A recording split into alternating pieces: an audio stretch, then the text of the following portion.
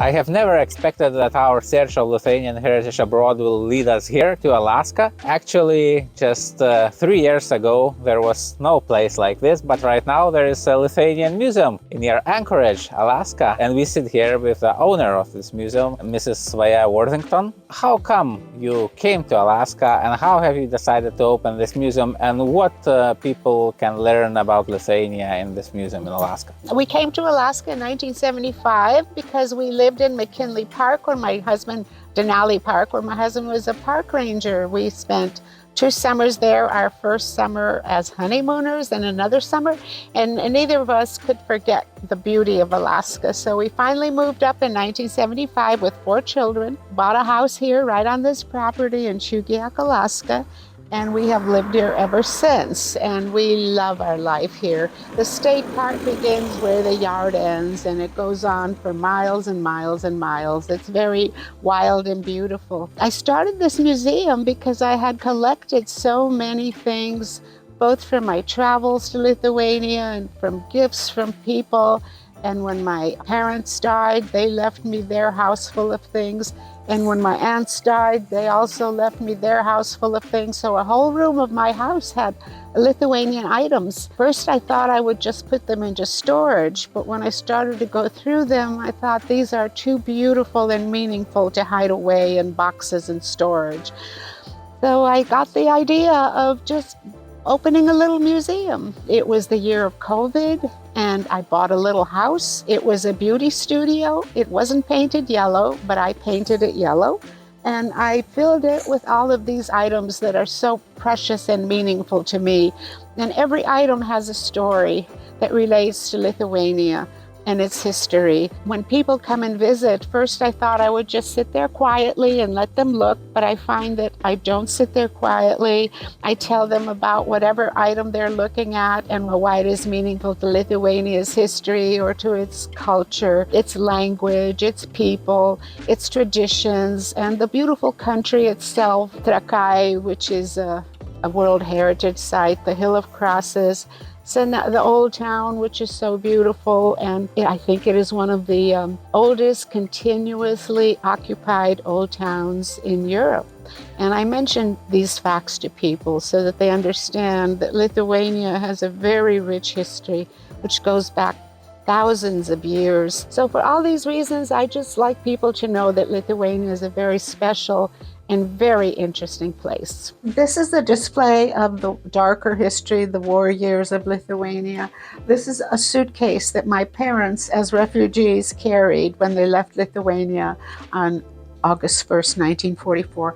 They thought they would be back in a couple of weeks. So they just took family items, a little family silver. My mother had her wedding dress, a little family linen. This was my mother's school briefcase that she took. And they thought they would be back, so they buried some of the more precious things. But of course, they never did come back. We were refugees for quite a few years. This was the map of our route, and this happened to so many Lithuanians. This is not a family history museum. This is about Lithuania. There was a stream of refugees that left Lithuania when the Russians were pushing the Germans out, and the Balzekas Museum had a wonderful display about it called No Home to Go To. So this represents the experience of many, many Lithuanians, many of whom lost relatives to the Gulag. So this is a very precious part of Lithuanians' history, which expresses the suffering of many, many Lithuanians. This was the family home in Misūnai, near Ilguva, near Šakiai. I was born in that house. I was the only one born there. It was a beautiful home, custom built, decorated with Lithuanian motifs, surrounded with lilac trees and dahlias and bushes. And when people look at this, they say, "Oh, that is such a lovely cottage." And I agree, but I realized after a while, it's not a cottage, actually. It was quite a big home. If you look at the 2 posts on the porch, this is a photograph of those 2 posts on my parents' wedding. And there are over 20 people here. So it's quite a large home. Very, very beautiful. It was destroyed during the war by the Soviets, but the painting was done by Adomas Varnas, who is a famous Lithuanian artist. He was with the family when we fled Lithuania, he and his wife Maria, and he painted this from memory. And I grew up with this painting in my home. When visitors come, I point out to them Lithuania, the geographic center of Europe, the area of Kaliningrad, which is the Russian exclave, the Suwalki corridor, Belarus to the south of it, and how Lithuania is very much in the news these days. I tell them about the Lithuanian language, that is one of the oldest spoken languages, the most conservative in the world today, that scholars study Lithuanian because it helps them with Sanskrit. Amber, how precious amber is to Lithuania, and its meaning, soldiers going into battle would be given amber, women in childbirth. It's a very beneficial semi-precious stone.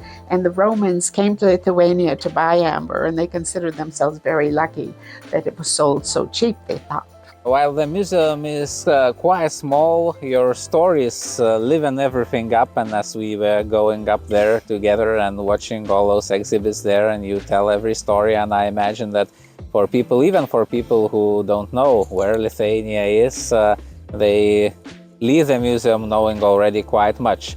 And some of these stories are actually related to your own family, because your family history is intertwined with the history of Lithuania. Your family had to leave because of the Soviet occupation, and you even had family members who were in the government of independent Lithuania before World War II. So could you tell us more about that, like who your family was and why were they forced to flee Lithuania as the Soviets occupied? My parents had a wonderful life in Lithuania. They did not want to leave, but in 1944, when the Russians were pushing the Germans out, my parents knew they would not survive a Russian occupation, because in 1941, my grandfather, Stasys Šilingas, my grandmother, Amelia, and my aunt, Raminta, on June 14th, along with thousands of other Lithuanians, they were arrested and deported to Siberia. My grandmother died within 2 years, my aunt died within 4,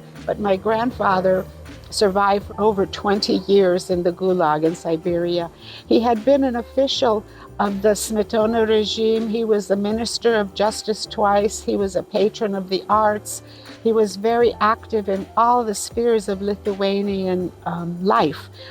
He had many friends. Čiurlionis was his friend. Adomas Varnas was his friend, the painter. And when I met my husband, who was not Lithuanian, and we started to have children, I wanted to give them Lithuanian names. And he said, yes, you can, as long as I can pronounce them. So I did pick names that he could pronounce.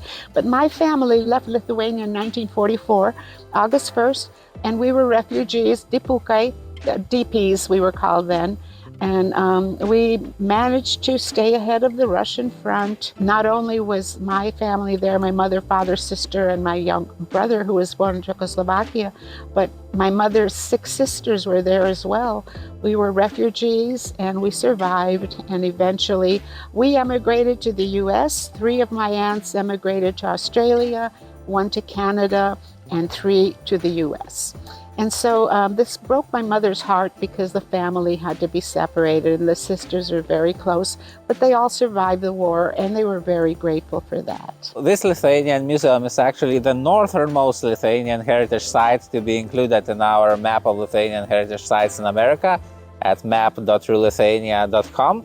And even though it's so far away from all the other Lithuanian heritage sites, actually it was very easy for me to learn about it. I mean, I learned about it almost as quickly as it opened in the year 2021, because all the media in Lithuania and even outside Lithuania was telling the stories about it. So it's pretty good, because about some other Lithuanian heritage sites, it takes like 10 years or 15 years even for me to learn about them.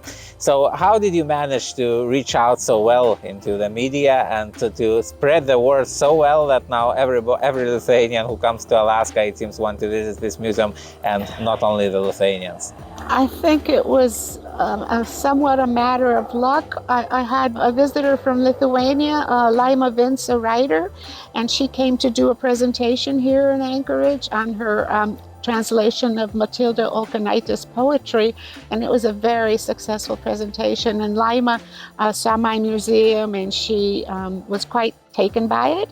And she lived in Vilnius as well, and I think she informed people about it on Facebook, and some of my friends in Lithuania knew about it, and so they would spread the word. And I don't really know how it got out to such a great degree, but I'm very grateful. And I have to say that I just feel God had a hand in all of it. I can't believe how lucky I have been in putting this project together. It was a labor of love for me, and every time I take something on, it seems to work. I plan to have a painting gallery. I bought a building. It needs to be painted to match the museum, but I have quite a few original Lithuanian paintings that I want to display in the painting gallery. And maybe by next year, I hope so, but I just consider myself extremely lucky, and every time I get visitors, be they from Lithuania or elsewhere, I thank God. And thank you, Augustinas and Aistė, for being here. I really appreciate your visit, coming all the way to Alaska, and I hope your time here goes very well. Thank you very much. Indeed, almost 100,000 people were forced to flee Lithuania in 1944 because they wouldn't have survived the Soviet occupation of Lithuania. And even more, several times more, of those who remained in Lithuania were exiled to Kazakhstan and Siberia and elsewhere, and many of them did not survive it. But those who fled westwards to the United States, to Canada, to Australia, they saw themselves as exiles. They wanted to create these little pieces of Lithuania in the form of Lithuanian churches, Lithuanian clubs, and Lithuanian museums, such as this one. And we visit each of these sites, we map them, we mark them on our map at map.lithuania.com, and we explain them at the Encyclopedia of Lithuanian Heritage Sites Abroad, which is available for free online at global.lithuania.com. So I invite you to read and learn all those stories, and to visit these sites if it is possible for you. And if you are interested to hear more interviews like this, follow this YouTube channel.